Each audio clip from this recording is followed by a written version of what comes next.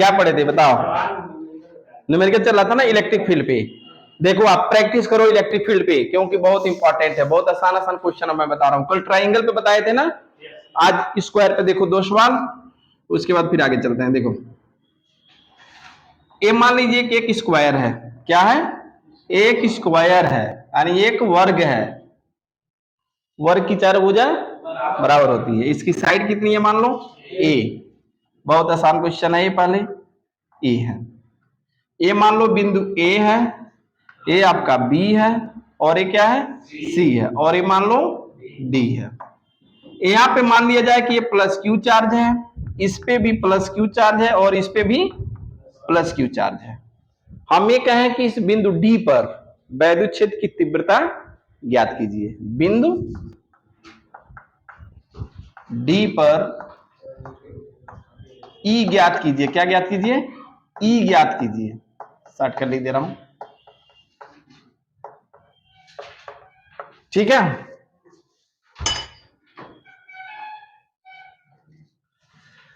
देखो एक क्वेश्चन तो बहुत आसान है, क्योंकि कुलाम सलाम में भी आप फोर्स में निकाले थे, सभी कार्नर पे रख के किसी एक पॉइंट चार्ज पे आप एक बिंदु आवेश पर बल निकाले थे। सेम कंडीशन इसमें भी है, और एक क्वेश्चन आपके पूछा भी है कई सारे मेडिकल एंट्रेंस में, अलग अलग जब मेडिकल एंट्रेंस हुआ करते थे तो उसमें एक क्वेश्चन पूछा भी है।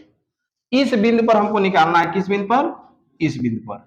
तो सबसे पहले हम देखते हैं कि जिस बिंदु पर निकालना उस बिंदु के अराउंड कितने चार्ज हैं, उसके चारों तरफ कितने चार्ज हैं, तो कितने वैद्युत क्षेत्र होंगे? समझ पा रहे हो बालक? हाँ, कितने बिंदु आवेश हैं तो कितने वैद्युत क्षेत्र होंगे? अच्छा, तो हम सबसे पहले क्या करेंगे कि पहले हम डायग्राम बना लेते हैं कि किसकी दिशा किधर होगी। तो अगर मान लो कि इस प्लस आवेश के कारण या वैद्युत क्षेत्र की तीव्रता निकालो, तो उसकी दिशा किधर होगी? बाहर की तरफ। किधर होगी? यानी बाहर का मतलब ये डायरेक्शन होगी ना। यह किसके वजह से? बिंदु ए पर रखे हुए आवेश के कारण, इसलिए इसकी वैल्यू क्या लिख लो? ई ए। ओके। उसके बाद आप सी के कारण देखो, बिंदु सी पर रखे आवेश से भी क्या है? प्लस आवेश है, धन आवेश है। इस धन आवेश के कारण भी यहाँ वैद्युत क्षेत्र की तीव्रता होगी, और ये किधर होगा? ये भी बाहर की तरफ जाएगा, और ये सी के कारण, इसलिए इसकी वैल्यू क्या लिखो? ईसी। ठीक है। एक आपका यहाँ बिंदु बी पर भी रखा है, और हम हमेशा बताए थे कि जो वैद्युत क्षेत्र की तीव्रता होती है आवेश से बिंदु को मिलाने वाली रेखा के ही दिशा में होती है, उसी के अलांग में होता है। ऐसा नहीं है कि आप ये मिला रही रेखा आप इधर उधर दिखोगे, ऐसा नहीं है, इसी के दिशा में होना चाहिए। तो इन दोनों को मिलाने वाली रेखा आपका ये है, तो इसके कारण भी जब इस पे वैद्युत क्षेत्र उत्पन्न होगा तो किधर जाएगा दिशा बताओ? बाहर की तरफ ये भी होगी, और इसको क्या मान लो? ई बी पॉइंट है ना, तो बी हो गया। देखो ये तीनों बन गए आपके, इसमें कोई डाउट? ये दिशा बनाने में किसी कोई दिक्कत होगी? नहीं। अब आप अलग अलग आवेश निकाल लो, ई निकाल लो, ईबी निकाल लो, ईसी निकाल लो, फिर तीनों को हम सदिश विधि से जोड़ देंगे। तो आप सबसे पहले अगर ई निकालो, ई इक्वल टू क्या होगा बताओ? ई इक्वल टू क्या पढ़ोगे? 1/4 pi epsilon nought Q upon R square. तो 1/4 पाई एप्सिलॉन नॉट की जगह क्या लिखना है? ए, और आवेश क्या हो गया? क्यू। बीच की दूरी कितनी है? ए, तो क्या हो गया? A square. ठीक है। ऐसे ही आप ईसी की वैल्यू निकालो। ईसी की वैल्यू भी क्या होगी? के क्यू अपन ए स्क्वायर। ए भी हो गया। ठीक है, हो जाएगा ना, इसमें कोई डाउट? अब आप बी बिंदु की वजह से निकालिए इस आवेश के कारण। तो ई बी इक्वल टू क्या होगा? के क्यू अपान, अब यह दूरी क्या हो जाएगी? a√2। भुजा √2 होता है ना, साइड √2, तो a√2 इसकी वैल्यू होगी, तो यहां पे रखो a√2 का होल स्क्वायर, या इसी को क्या लिखोगे? के क्यू अपान 2a स्क्वायर। ये तीनों आपकी अलग अलग निकल गया, ई ए, ईसी और ईबी। ठीक है। अब यहां पे एक चीज देखो, ये तीन है, तीनों की दिशा अलग अलग है ना, और हमको किस विधि से जोड़ना है? सदिश विधि से। तो अब यहां पे देखो ई और ईसी का अगर रिजल्टेंट आप देखिए, तो इसके मिलाने वाली जो ए डायगोनल यानी जो विकर्ण है इसी में, इसी की दिशा में होगी कि नहीं? तो सबसे पहले ईसी और ई का परिणामी रिजल्ट निकालिए। ठीक है, परिणामी निकाल दिए तो क्या लिखोगे, हम इसको मान लेते हैं ई डैश और इसकी वैल्यू क्या लिखोगे, रिजल्टेंट आप पढ़े हो दो वेक्टर का, A square plus B square plus 2ab cos theta under root, ठीक है। तो इसकी वैल्यू रखोगे क्या लिखोगे, यहां पर लिखते हैं E square A plus E square C plus 2e a e c cos कितना बताओ, दोनों के बीच का एंगल कितना है 90 डिग्री, तो cos 90 की वैल्यू 0, तो जब यह 0 तो ये पूरा क्या हो गया 0, तो यहाँ पे ई डैश की वैल्यू क्या बचा बताओ, ई square A plus E square सी, यही तो बचा, नहीं आया, आ गया ई square A plus E square. अब यह वैल्यू यहां से पुट कर दो, तो जब पुट करेंगे तो ई डैश की वैल्यू क्या आएगी बताओ, अंडर रूट क्या लिखोगे के क्यू अपान ए स्क्वायर का होल स्क्वायर प्लस के क्यू स्क्वायर अपान ए स्क्वायर का होल स्क्वायर। बोलो इसमें कोई संदेह, अच्छा ये सॉरी क्यू नहीं है, के क्यू अपान स्क्वायर ए स्क्वायर का होल स्क्वायर, ठीक है, ये दोनों चीजें हो गई, ठीक है, के क्यू स्क्वायर ए स्क्वायर प्लस के क्यू अपन ए स्क्वायर का होल स्क्वायर हो गया। अब ये दोनों देखो यहां पे क्या लिख सकते हो, ई डैश इक्वल टू, इसको आप क्या लिखोगे, अरे एक और एक दोनों सेम है तो क्या लिख दोगे 2 के क्यू अपान ए स्क्वायर का, अब ये स्क्वायर में तो रूट से बाहर हो जाएगा, तो ई डैश इक्वल टू क्या बच गया के क्यू अपान ए स्क्वायर रूट 2, एक किसकी वैल्यू निकली बताओ, इन दोनों का रिजल्टेंट निकला ई डैश, इन दोनों का रिजल्टेंट निकला ई डैश। अब बताओ ई डैश में ई बी की वैल्यू है कि नहीं है, दोनों एक दिशा में है, तो दोनों जब दोनों एक दिशा है तो दोनों के बीच का कोण 0 होगा, तो वही कंडीशन यहाँ पे भी होगा, क्या लिखोगे E square E dash square plus E square B plus 2 E C cos 0 अंश, तो कास 0 अंश का मतलब कास 1, तो फिर ये हो जाएगा E square A B plus E square dash plus 2 E B E dash हो जाएगा ना, तो ए किसके इक्वल हो जाएगा ए प्लस बी के होल स्क्वायर के रूप में, तो जब उसको रूट से बाहर करोगे तो ए प्लस बी हो जाता है। इसीलिए जब दोनों एक दिशा में होते हैं तो उन दोनों को सीधे हम क्या करते हैं जोड़ देते हैं, तो इसलिए ई नेट क्या हो जाएगा बताओ, ई नेट इक्वल टू क्या लिखोगे E dash plus E B, या ई नेट इक्वल टू क्या हो गया बताओ के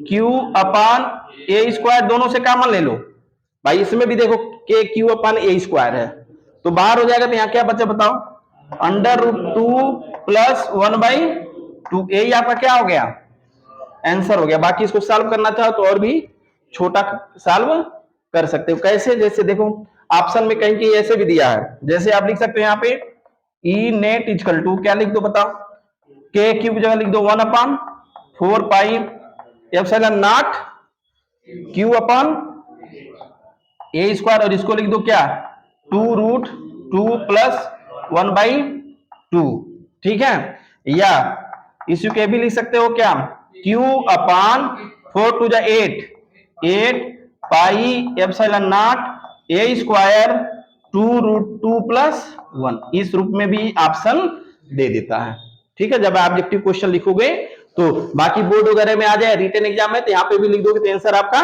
सही है। तो ये आपका क्वेश्चन समझ में आया, हल समझ में आया, कर लोगे इस तरह क्वेश्चन पक्का लिख लो।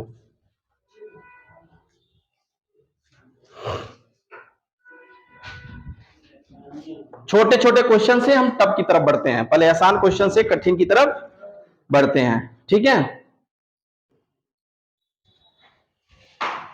ये कर लोगे तुम लोग, अच्छा कर लोगे तो क्वेश्चन बताओ।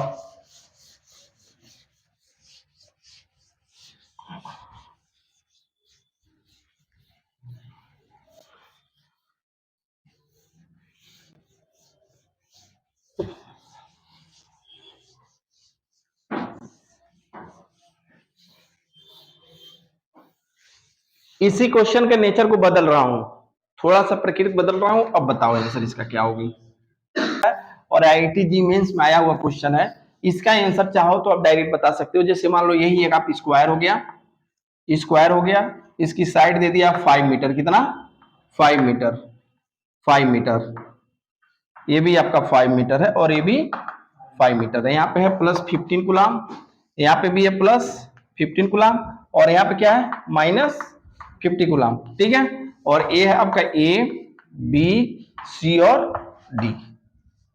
तो यहाँ पे डायरेक्ट बताओ, अगर इसकी वजह से इलेक्ट्रिक फील्ड निकालोगे तो इसकी डायरेक्शन इधर ये होगा और ये की वैल्यू क्या होगी डायरेक्ट बताओ, के 50/25 इक्वल टू 2 के। बोलो समझ में आया। इसके वजह से जब ये नीचे निकालोगे तो इसकी वैल्यू क्या होगी, ईसी, ये भी क्या हो गया 2 के, और इसकी वजह से आप जब निकालोगे इसकी वैल्यू क्या होगी बताओ, ईबी क्या होगा, केवल के होगा ना, क्यों, क्योंकि आपकी वैल्यू क्या हो गई 5√2, तो इसकी वैल्यू क्या हो जाएगी के इंटू 50/50 इक्वल टू के।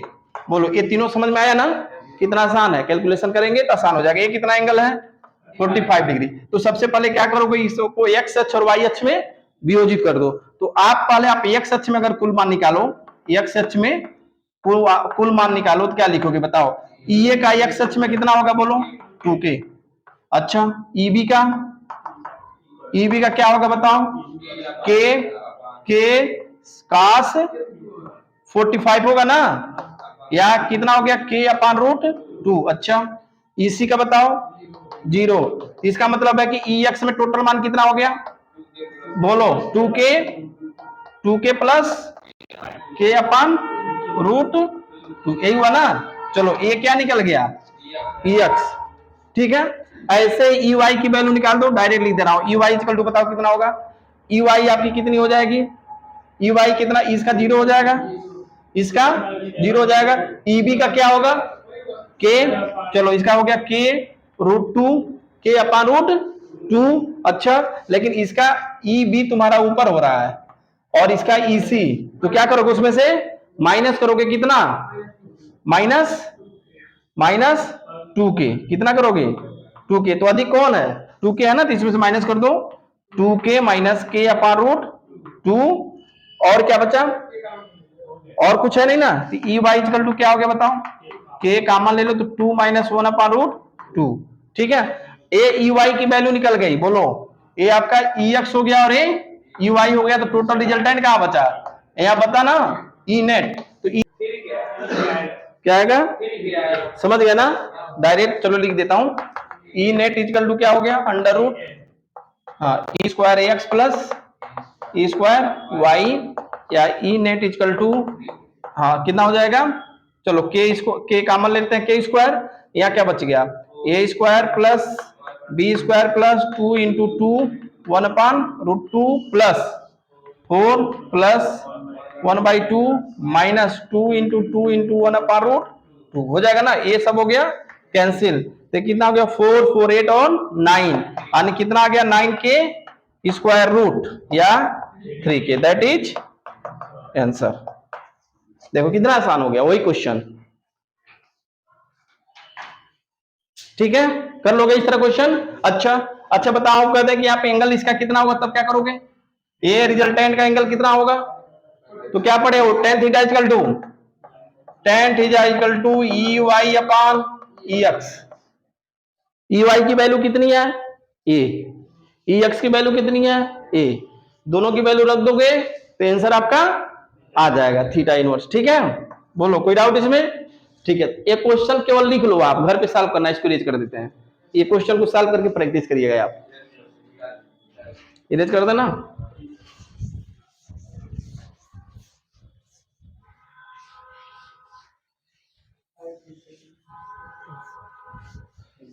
बस साइड चेंज कर देना, 5 मीटर कर देना।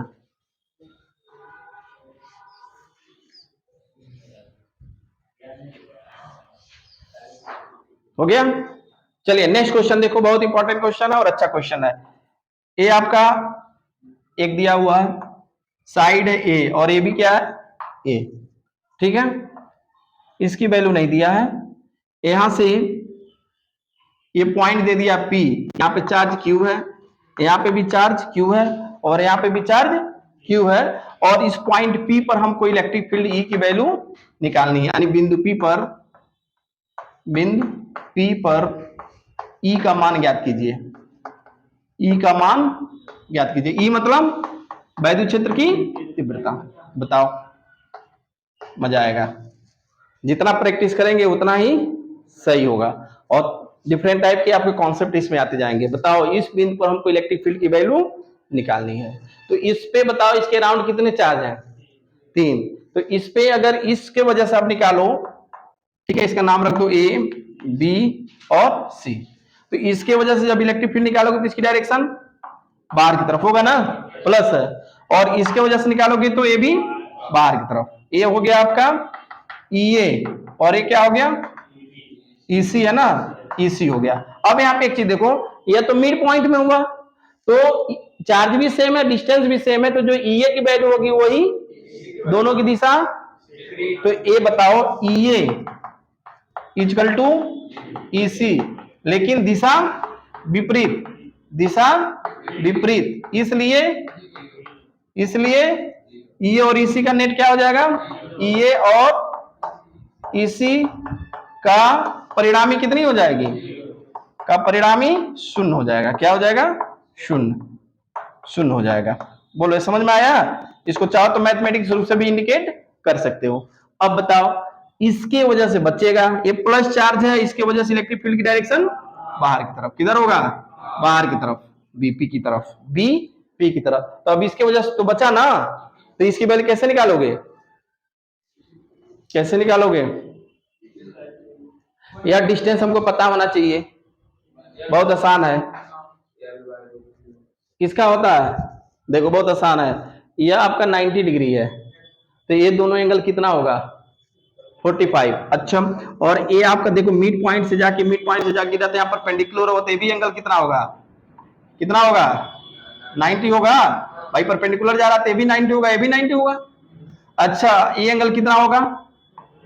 जब ये 45 है तो इसके लिए बेस हो गया, ये आपका हाइपोटेनियस हो गया, यानी कर्ण हो गया, और ये आपका लंब हो गया। तो साइन थीटा इक्वल टू क्या पड़ेगा बताओ? साइन थीटा इक्वल टू लंब बटे कर्ण, यानी बीपी अपॉन AB, यही होगा ना? या साइन कितना हो गया? 45 डिग्री इंटू क्या करो? AB से मल्टीप्लाई कर दो, इक्वल टू क्या निकल गया? BP। AB की वैल्यू कितना है? A, और इसकी वैल्यू कितनी हो गई? 1/√2। कितनी निकल गई? बोलो, BP की वैल्यू कितनी निकला? A√2। इसका लेंथ कितना हो गया? A/√2। बोलो, एक कॉन्सेप्ट समझ गए? इस तरह का कहीं होगा तब निकाल लोगे। थीटा दिया हुआ एक साइड दिया है, तो साइन कॉस से यूज करके निकाल सकते हो। अगर इसको भी हम यहाँ पे अगर 45 मान लेते तो यह बेस हो जाता, फिर बेस कास से निकाल लेते, तो कास 45 फिर भी आता, तो भी वैल्यू आपकी यही होती। तो अब आप निकाल लोगे इसकी वैल्यू। बताओ, EP इक्वल टू नेट क्या हो जाएगा?